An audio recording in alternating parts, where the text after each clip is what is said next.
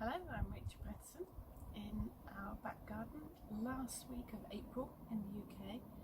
It is a sunny day today, which is why I'm squinting. Unseasonably warm weather, ridiculously warm. That's menopausal Mother Nature for you. We've done all the big changes in the garden that need doing this year, so now it's just a case of waiting for everything to grow. I left the washing line in to show that it is a practical garden. We only have a small amount of space and we have washing to do, so we have to have the rotary line. It does get moved for pretty pictures. These aquiledias or columbines, self-seeded everywhere. This year we've just left them to do their own thing. Look right at the back, they are starting to flower, covering everything. Lilac tree that we bought a few years ago for the first year has flower buds on it. So it's exciting to see what will happen to that one. This rose that's growing all the way up here and all the way along the fence is a standard rose. That's the dwarf rootstock. That's the little tiny, very sad looking rose that's on the top of it. But a runner came out, a shoot came out, and we left it, and we were rewarded with this huge rose that's got a beautiful white flower on it. Everything's coming up in this bed. Hollyhock at the back, we've got honeysuckle, we've got all of the lobelia, it's all Queen Victoria, so they're quite tall ones, but they're all shooting up. The heucheras are amazing colours. Lupins have come up.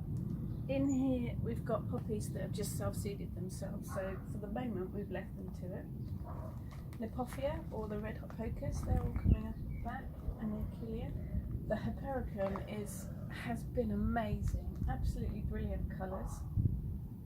A new addition for this year, down here, a little dwarf rhododendron that's flowered.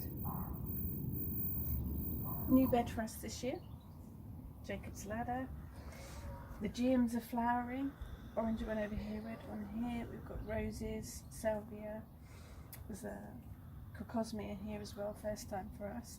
That's all settling in nicely. And our little rowan tree, that's a new one for us as well. What we laughingly call a Mediterranean corner, because it's a little sun trap. It gets the sun nearly all day, so anything that's stood in here has to like the sunshine. Clematis are doing well. We've got a sea holly coming through, various herbs, rosemary, mint, sage. We've got an olive tree in the back, and we've got a cherry tree, all doing very well. Bays, we've got a couple of these, they're doing very nicely, and the Acer, which is starting to come into its own now. And Gertie, the greenhouse, quite warm in there. Got quite a few seedlings. We've got some echinacea. We've got some very interesting dwarf sunflowers called Black Magic, which are dark. Physalis, we've got mixed orange seeds under here. We've got some poppies and some dwarf asters under there. All these ones are big enough, they were pricked out yesterday. Got a few coleus in there as well, and this greenhouse has overwintered all of the pelargoniums, scented pelargoniums, and we've got all the dahlia tubers planted up now, which they'll go out in probably about 3 weeks when the risk of frost has passed. But she's working already. Moved this obelisk, if that's the right name for it, from behind the tree because we had a little rose that self-seeded itself, I'm assuming a seed from a bird poop, a couple of years ago, and it grows really fast and it grows really well. It's a little dog rose with white flowers, but it didn't really have enough room to grow to its full potential. So we've given it the obelisk to grow up now. We've got a hollyhock down there as well, and this one is a new addition. This is our weeping crabapple, which has been absolutely covered in blossom. This bed here is almost in permanent shade, so it's a bit of a work in progress to figure out what's going to work best in it.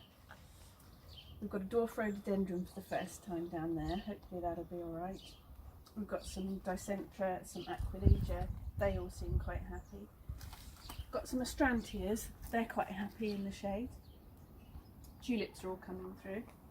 Hydrangea in there for the first year this year, but the label assured us that it liked the shade. We will see. An old Christmas tree. More Aquilegia.